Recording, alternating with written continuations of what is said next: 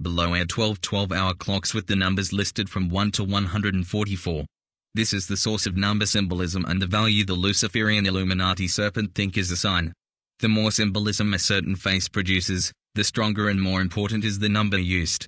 Take time to study the clocks and the coinciding number values.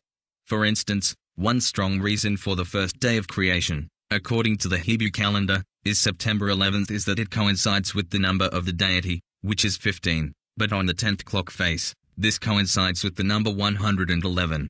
Therefore, 111 days from the end of the year is but another reference to the demonic entity placing yet another hidden symbol in the mix. Clock 1 to 6 faces, clock 7 to 12 faces. Imagine for a moment that the whole of human history is one 24-hour day or time of the Lord, Lucifer. Then all we have to do to find out how long each hour lasts in literal years is divide the total amount of actual years by 24 hours. We must use the Illuminati Luciferian number that they assign to how old the world is, simply because Lucifer created everything. Everything is of this entity and therefore we will do the calculations on its timeline. These serpent thinkers follow the Hebrew calendar. The Lucifer mindset invented the Hebrew calendar, which celebrated its 6,000th year on September 11, 1999. So we divide 6,000 by 24 hours and we get 250 years per hour. The empire of the day is the United States of America. To find out the significance in the date that the USA became a country, we simply subtract 250 years from 6,000, in 1999, and we have a total of 1750 AD. 4,000 years BC and 1750 years AD. Taking into account that the Gregorian calendar skipped 12 years in its conception and indoctrination into the world scheme of things, this takes us up to 1762 AD. Then if you add the 24th hour to this new total you get 2012 AD. Curious, isn't it, how the year 2012 just keeps popping up all over the place as some sort of pivotal year. The Luciferian serpent agenda is going to reaching its self-proclaimed moment of glory somewhere near this date. But let's try this one on for size. Let's say the United States is the last empire to fulfill the 23rd hour of death in the span of the deity. Let's take the year 1776 AD plus 4,000 years BC, which equals 5,776 years. Now divide 5,776 years by 23 hours, up to that point in history, and you get 251.1 years per hour on the 24-hour clock. Add 251.1 years to 5,776 and you get a total of 6,027.1 AD. Now subtract the 12 years of skipped Gregorian calendar years and you arrive at the year 6015 or 2015 AD. Here you see the number 15, the number of the deity, and the number 20, the number of total control, because 20 coincides with 8.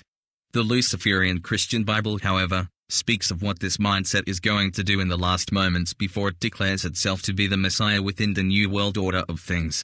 It states in Matthew 24:21 and 22 of the New Testament that, "Then shall be great tribulation such as was not from the beginning of the world to this time. And except those days be shortened, there should no flesh be saved, but for the elect's sake those days shall be shortened." And yet verse 27 states, "For as the lightning cometh out of the east, and shineth even unto the west, so shall also the coming of the Son of Man be." So here you see that Lucifer wrote that it's going to shorten the days of the coming of the Son of Man, the return of the Messiah. So, by the second set of calculations, the year of the Messianic age should come by 2015 or sooner. Let's do a little jousting with this year 2015 to see how much symbolism might be attached to it. Add 20 and 15 equals 35. 35 minutes coincides with 7 hours on the 24-hour clock. 7 is the number of completion. If you let 20 be the number of total control 8 and add it to 15 you get 23, the number of death. If 15 is 3 and you add it to 20 you get 23 again, the number of death. How about substituting both the 20 and the 15? This would be 8 plus 3 equals 11, again the number of death. Kind of bizarre, but that's just the flippy way the Luciferian mind thinks. It really is a dumb paper dragon type of entity, and this is the extent of its brilliance. On the 24-hour clock just below I demonstrate yet another take on determining the year of the serpent thinker and the year that it will attempt to declare its hideous kingship on this planet. What it boils down to is that the USA is the monster state used by the demonic thinkers to use the energy of the beast, which is oil, the lion, to cause war and blood to pour from the veins of humanity. This is why Revelation 6:5 and 6 in the Luciferian Christian Bible says he opened the third seal and lo, a black horse, he that sat upon him had a pair of balances in his hand. I heard a voice say, heard not the oil and the wine. This little bit of serpent writing is referring to the times of tribulation in the world. So piously the serpent entity states that a balancing or judgment is going to be meted out. This is a reference to the horrors that the reptilian Illuminati thinkers will help to manifest in the ring of fire which will unfold in the Pacific Ocean on both sides of the equator. The equator is the equalizer or balances of judgment to be used by the god of judgment, Lucifer, in the next few years. There is a warning, however, do not hurt the oil and the wine. This is the energy and the drink of the mighty men of the earth, the elect of God. The rosebush family that pierces. So just what sort of serpent thinkers will be used in these days to protect the oil and the wine? Back in the 1920s, a pretty and rich socialite lady named Pauline Pierce was married to Marvin Pierce. Marvin was the publisher of Red Book and McCall's magazines. Pauline was described by W Magazine as beautiful, fabulous, critical and meddling. A former beauty from Ohio with extravagant tastes. Pauline was a direct descendant of President Franklin Pierce Sr., the 14th President of the USA, who was likewise a descendant of Thomas Percy, who tried to blow up the British Parliament and King James I. Pauline had 2 young children, ages 3 and 4, when she decided to have some fun by leaving her children and husband in the States and heading off to France. Once there, she spent time with her friend Nellie O'Hara and Frank Harris. Frank Harris also had a friend who was none other than Aleister Crowley, the head, at that time, of the satanic organization known as the OTO, the Ordo Templis Orientis, or the Order of the Temple of the Orient.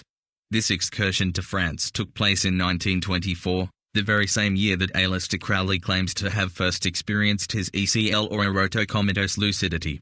In this erotic comatose state, which was entered into through regulated sexual exhaustion, one could supposedly commune with the most holy Lord God, maker of heaven and earth. As I've previously pointed out, this is Lucifer. This erotic comatose state was reached by sexual exhaustion, where climax after climax causes the person climaxing to eventually fall asleep. They would then be sexually aroused, but as soon as they would begin to awaken, they would be allowed to fall asleep again.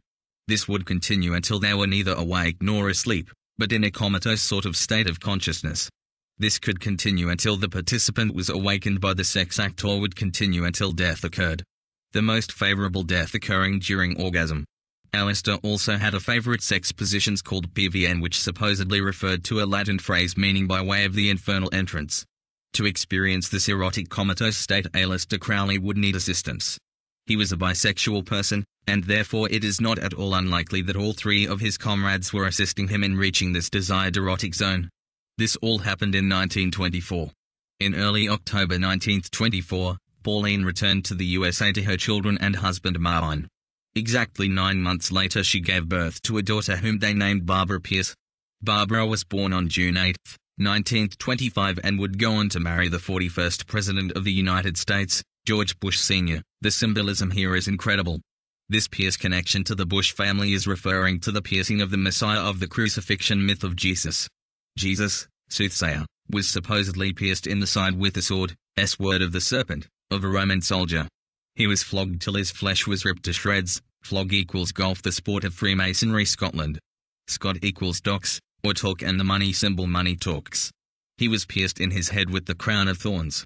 This is all symbolism for how the Pierce and Bush presidential serpent-thinking bloodline families would come together to be used in the Order of the Rosebush, which will now pierce those who pierced him. Those who crucified him are the folks who don't believe in him. Or another way of saying it, those who don't believe in him are the less desirable people on the planet who are soon going to be sacrificed. Even as they are being sacrificed by the thousands daily in Africa, India, China, and every poor region of every continent on Earth.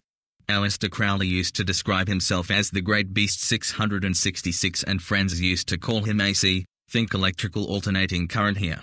This little exercise in erotic comatose lucidity was referred to as sex magic.